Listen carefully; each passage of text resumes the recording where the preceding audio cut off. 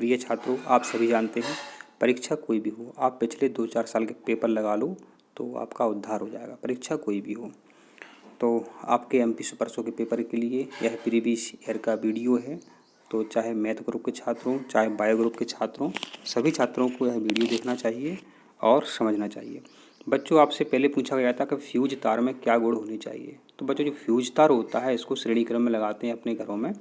इसमें बच्चों उच्च प्रतिरोध होना चाहिए और निम्न गलनांक होना चाहिए। अगर किसी फ्यूज में उच्च प्रतिरोध है, निम्न गलनांक है, तो ये बहुत अच्छा प्रतिरोध माना जाता है। जब कभी तेज विद्युत धारा आती है आपके घरों में तो ये पहले तो उच्च प्रतिरोध करता है, रोकने की ये कोशिश करता है, और जब उच्च प्रतिरोध होने के कारण, इसका उच्च प्रतिरोध होने के कारण ये गर्म हो जाता है तार, गुस्सा आती है इस तार को और ये गल करके टूट जाता है। तो आपके घर के जो उपकरण है वो सुरक्षित रहते हैं। तो बच्चों बताओ, फ्यूज तार में क्या क्या गुण होने चाहिए? इसका उच्च प्रतिरोध होना चाहिए और निम्न गलनांक होना चाहिए, जिससे वो जल जाए या गल जाए। अब बच्चों, आपके मन में एक प्रश्न आ सकता है कि फ्यूज तार किसका बना होता है? जैसे तार तांबे के बने होते हैं, तो बच्चों फ्यूज तार है टिन और सीसा मिश्र धातु के बने होते हैं। अब बच्चों, फ्यूज तार अपने घरों में किस क्रम में लगाते हैं ये भी आपको पता होना चाहिए, श्रेणी क्रम में। जिस तरह से बच्चों अमीटर श्रेणी क्रम में लगाते हैं, उसी प्रकार फ्यूज तार को भी श्रेणी क्रम में अपन लगाते हैं। अब बच्चों हम देखते हैं आपका नेक्स्ट क्वेश्चन क्या है। ये है कि 1 ओम के 5 प्रतिरोध हैं, चित्र के अनुसार जुड़े हैं। ए और बी के बीच तुल्य प्रतिरोध है। 1 ओम के 5 प्रतिरोध हैं चित्र के अनुसार। ए यहाँ पर है, बी यहाँ पर है, ये जुड़े हुए हैं। इसका जो टोटल प्रतिरोध आता है बच्चों वो आता है आपका 2 ओम। कितना आता है? 2 ओम आता है, ध्यान दें।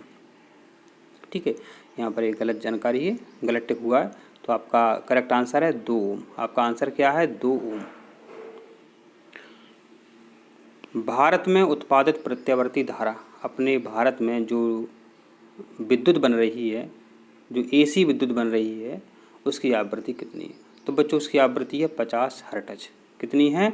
50 हर्ट्ज की आवृत्ति की अपने देश में विद्युत धारा बन रही है, माने एसी बन रही है। विद्युत धारा, प्रत्यावर्ती विद्युत धारा को एसी कहते हैं।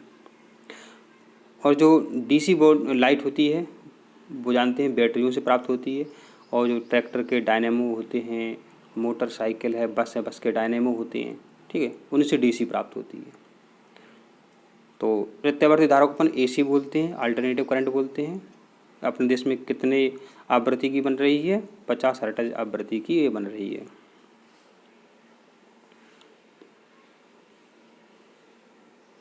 अब प्रश्न है, फ्लेमिंग के बाएं हाथ का नियम प्रदर्शित करता है। जो इसका सही उत्तर है ऑप्शन बी, चुंबकीय क्षेत्र में धारावाही चालक पर आरोपित बल।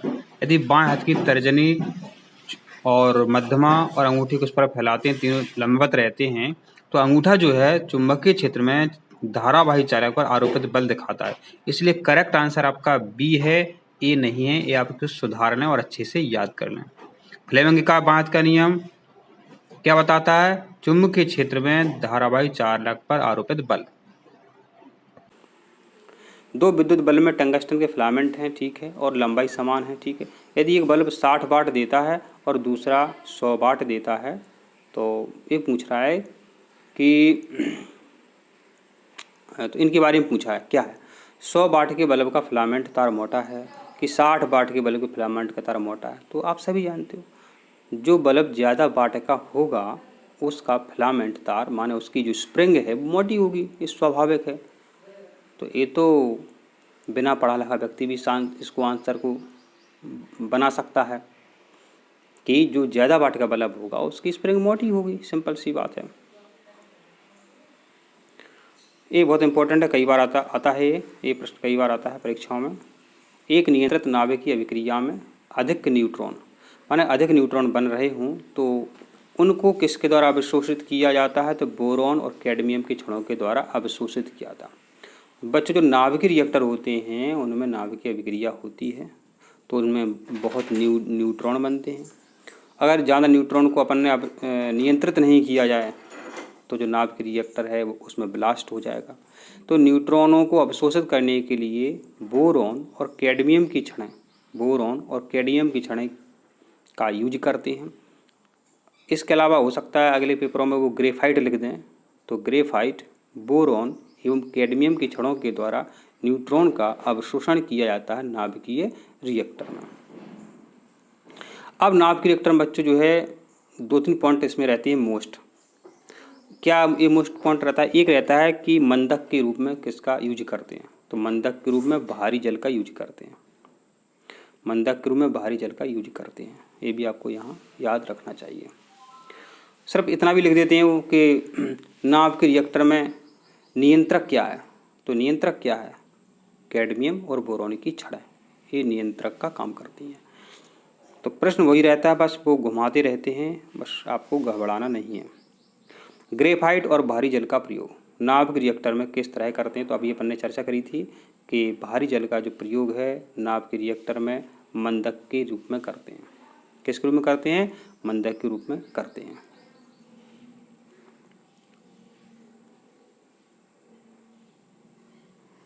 आकाश का रंग नीला दिखाई देता है किस कारण से? प्रकाश के प्रकीर्णन के कारण। इसी प्रकार बच्चों जो आकाश का नीला रंग है, समुद्र का नीला रंग है, वो नीला दिखता है, वो प्रकाश का प्रकीर्णन,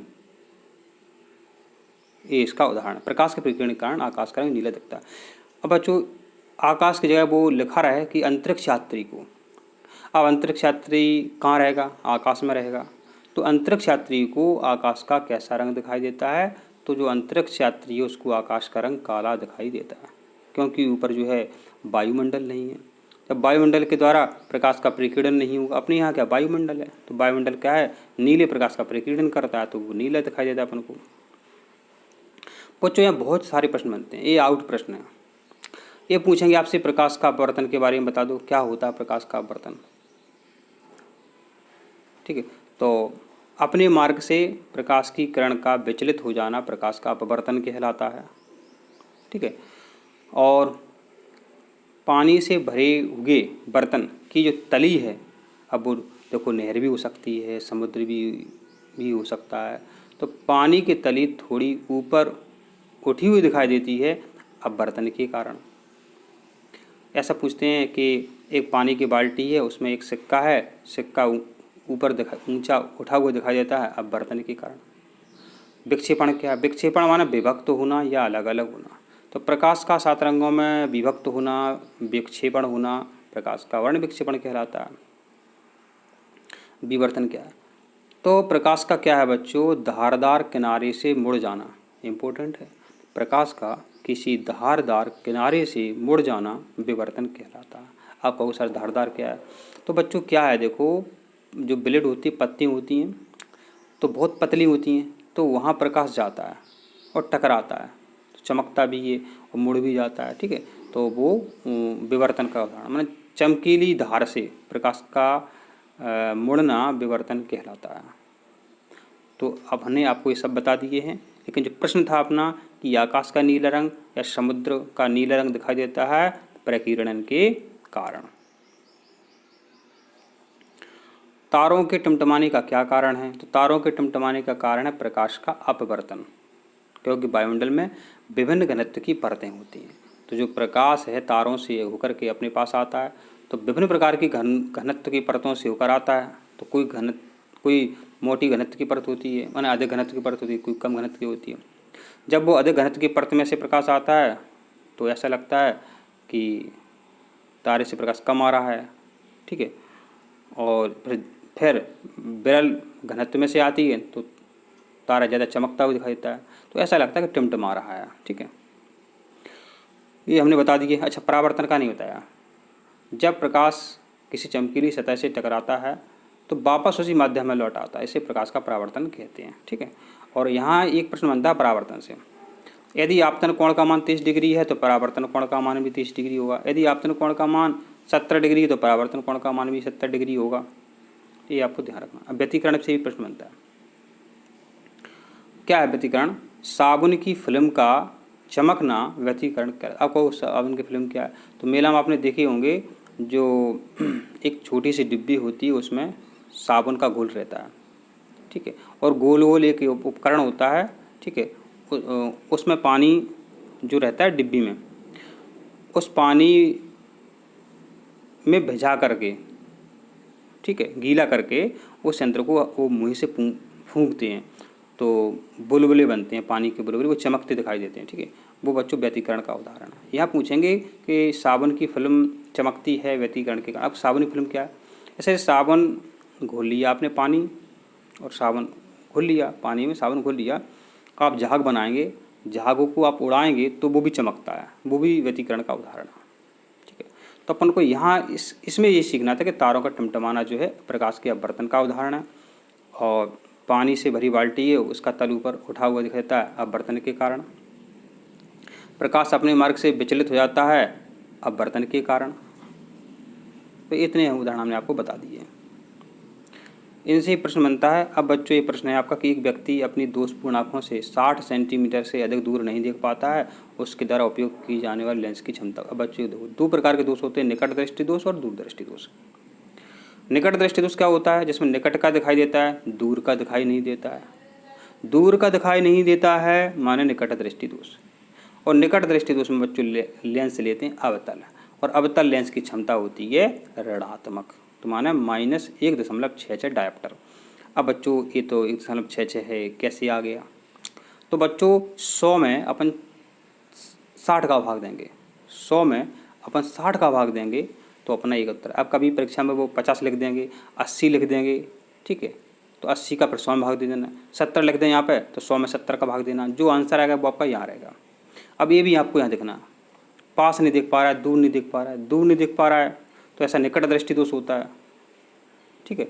निकट दृष्टि दोष में क्या दूर का नहीं दिखता है, और निकट दृष्टि में अवतल लेंस काम में लेते हैं, तो ये ऋणात्मक लिखा हुआ है, तो ऋणात्मक वाला आपका आंसर सही है।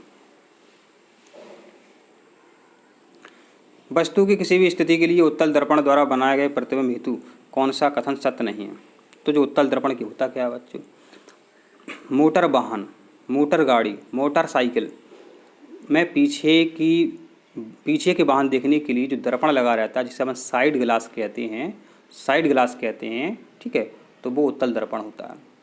तो पीछे के वाहन आप देख रहे हो, इसमें लिखा हुआ यदि वस्तु दर्पण के निकट, माने आप मोटरसाइकिल चला रहे हो, पीछे से कोई वाहन आपके पास आ गया तो क्या है?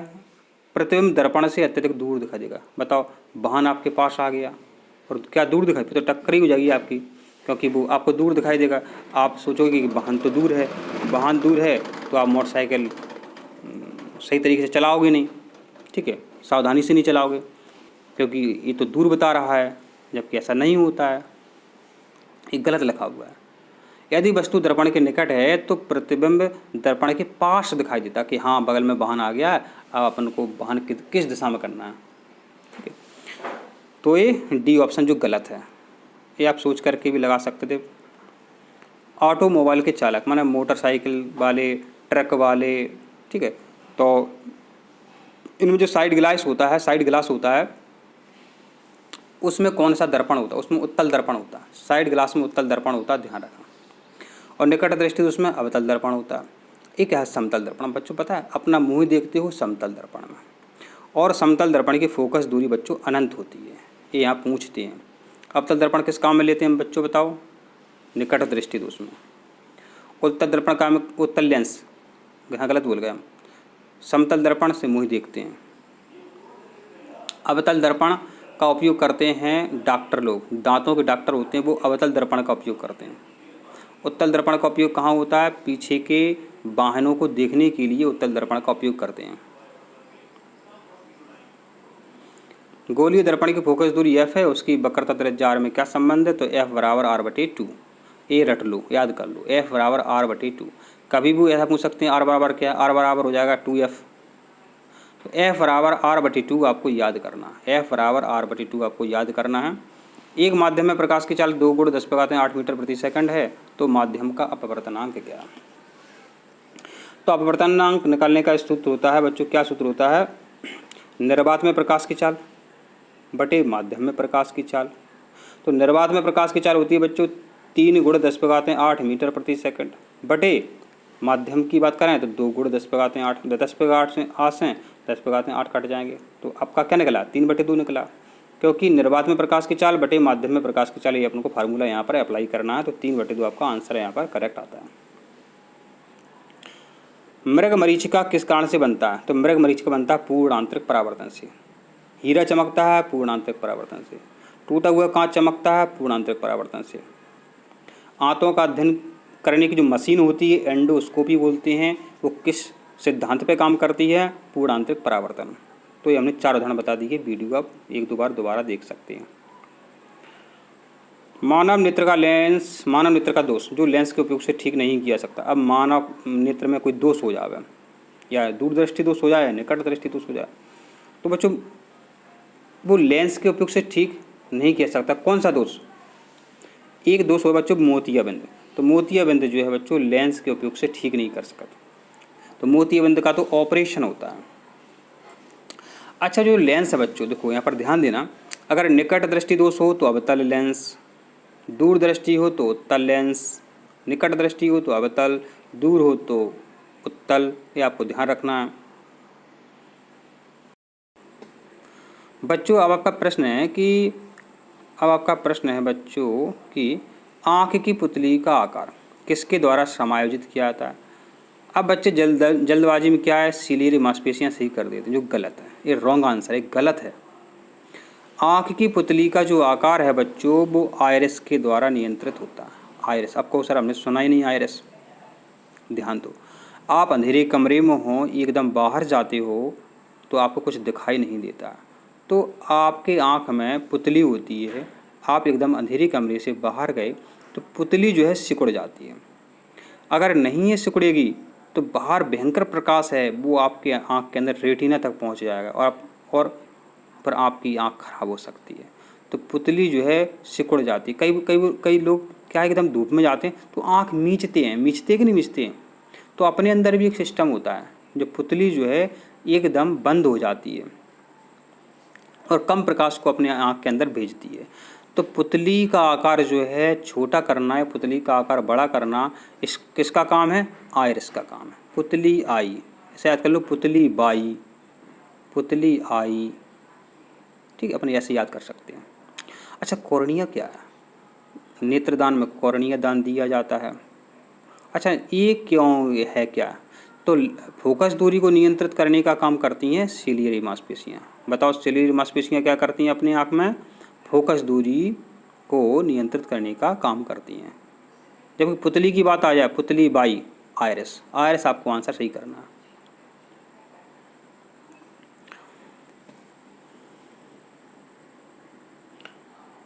अब आपका ये प्रश्न है बच्चों, तो इसका आंसर जो है आपका सी हो सकता है। इसको हम सॉल्व करा के आपको बताएंगे। बच्चों प्रश्न है कि एक बल्ब है जिस पर 40 वाट 200 वोल्ट लिखा है, 100 वोल्ट की सप्लाई से जोड़ा जाता है तो व्यय शक्ति होगी। तो इसका आंसर है 100 वाट। इसका आंसर क्या है? 100 वाट। गोलीय दर्पण की फोकस दूरी होती है, तो गोलीय दर्पण की फोकस दूरी जो है बच्चों सभी प्रकाश के लिए समान होती है।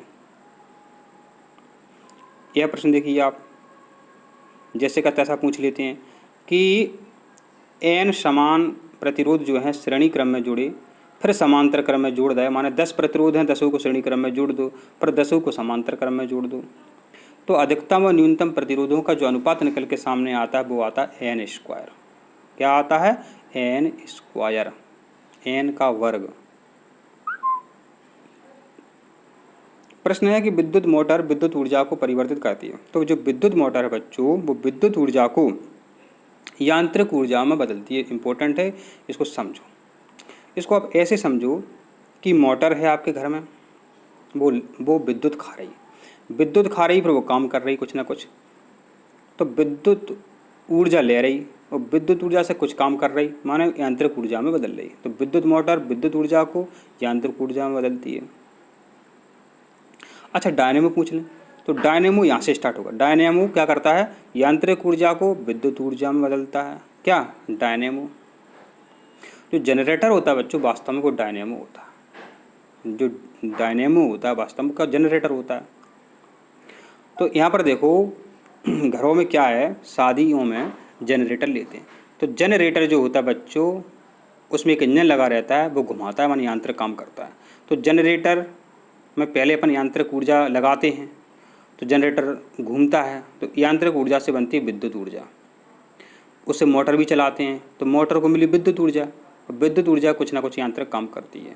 तो दो बातें स्पष्ट हैं यहाँ पे कि विद्युत ऊर्जा को विद्युत मोटर क्या करती है, विद्युत ऊर्जा को यांत्रिक ऊर्जा में, और डायनेमो यांत्रिक ऊर्जा को विद्युत ऊर्जा में बदलता है। डायनेमो क्या करता है, यांत्रिक ऊर्जा को विद्युत ऊर्जा में बदलता है।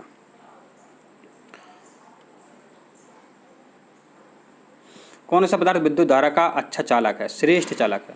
तो बच्चों चांदी जो है, Ag जो है, इसका संकेत Ag है।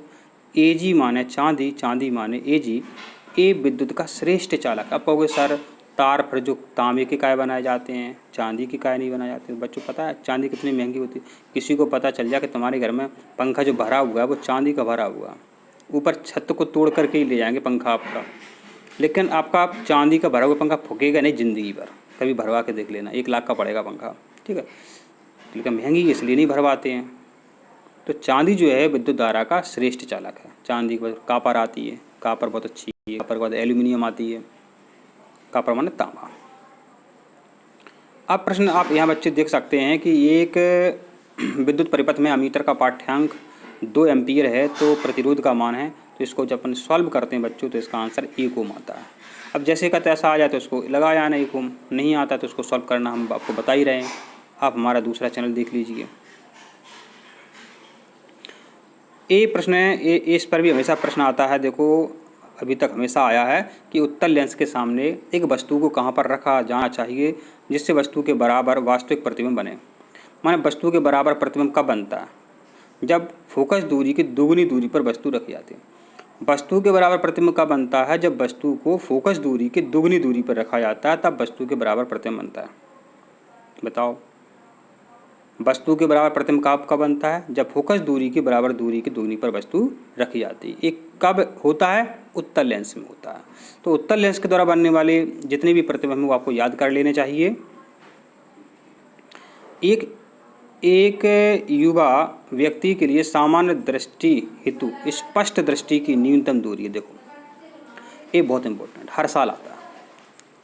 स्पष्ट दृष्टि की न्यूनतम दूरी होती है 25 सेंटीमीटर। अब सेंटीमीटर नहीं लिखा है, हमने क्या बोला था अभी। तो हम एक बात इतनी अच्छी बताते हैं कि बच्चों जब सेंटीमीटर को मीटर में बदलना हो तो 100 का भाग दे दो। सेंटीमीटर को मीटर में बदलना हो तो 100 का भाग दे दो। आपने क्या याद किया था कि स्पष्ट दृष्टि की न्यूनतम दूरी जो है 25 सेंटीमीटर होती है।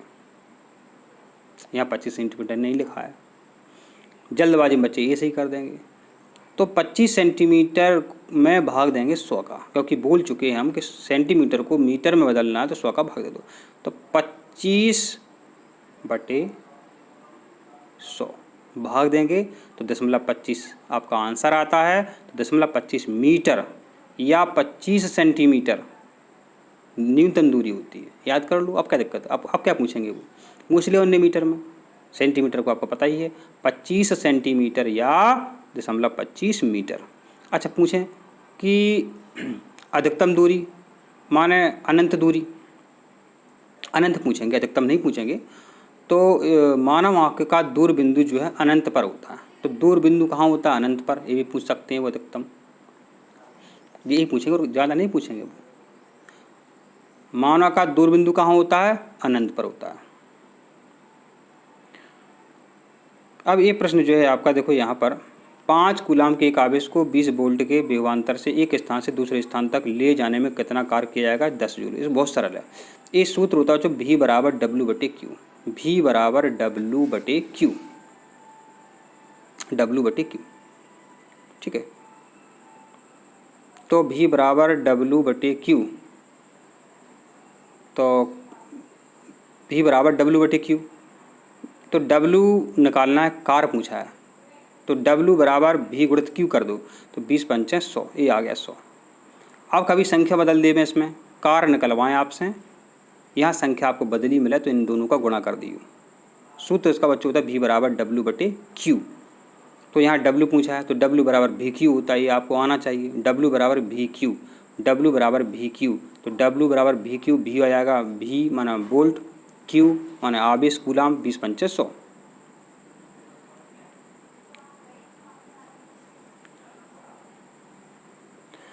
तो एक क्षैतिज पावर लाइन में विद्युत धारा उत्तर से दक्षिण की ओर बह रही है। इसके ठीक नीचे उत्पन्न चुंबकीय छिद्र की दिशा क्या है? इसका आंसर आपका पश्चिम से पूर्व। हमको ये आंसर सही लग रहा है। आपको अगर इसमें कोई डाउट हो तो बता सकते हैं आप। तो पश्चिम से पूर्व। अब प्रश्न है बच्चों, देखो, लघु पथन के समय परिपथ में विद्युत धारा अत्यधिक बढ़ती है। लघु पथन माना होता है घर में लाइट फॉल्ट हो जाए, दो तार जो होते हैं आपके दोनों की प्लास्टिक जो है जल जाए और दोनों तार आपस में जुड़ जाएं, तो क्या होगा? अत्यधिक विद्युत धारा बढ़ती है। अत्यधिक विद्युत धारा बढ़ती है तो पूरी लाइट खराब हो जाएगी आपकी।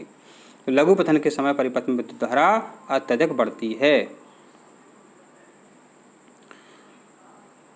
अब आपका प्रश्न है कि एक अवतल लेंस की फोकस दूरी 20 सेंटीमीटर है, इसकी शक्ति होगी। तो एक बात बताओ, अवतल लेंस जो है इसकी फोकस दूरी और जो शक्ति पूछी है हमने बता चुके हैं। अवतल लेंस की ऋणात्मक, उत्तल लेंस की धनात्मक। तो ऋणात्मक के आपके दो ही ऑप्शन है, एक डी ऑप्शन है, एक ई ऑप्शन है। ठीक है, अब या तो ए सही है या डी सही है, क्योंकि अवतल लेंस की जो शक्ति होती है वो ऋणात्मक होती है। अब इसको आंसर को अपन कैसे सही करेंगे, वो प्रश्न है। ठीक है, तो P बराबर होता है बच्चों 1/f। 1/f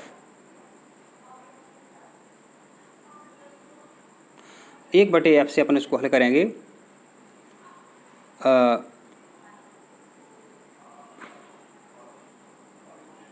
ठीक है, तो आपका आंसर क्या है? P बराबर 1/f से इसको हल कर लेंगे अपन।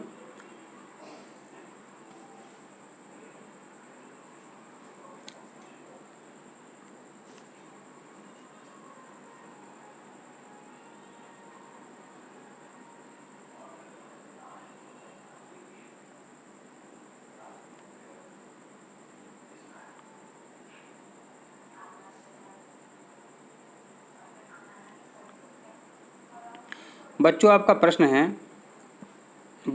आपका प्रश्न है कि एक अवतल लेंस की फोकस दूरी 20 सेंटीमीटर है, तो इसकी बच्चों शक्ति क्या होगी? तो देखो, अवतल लेंस की शक्ति ध्यान देना ऋण में होती है, उत्तल लेंस पूछते तो धन में होती है। तो देखो, अवतल लेंस की जो शक्ति होती है वो ऋण में होती है, तो ऋण के ऑप्शन आपके डी ऑप्शन है और ए ऑप्शन है। तो ये तो आपके रॉन्ग होगा ये वाले।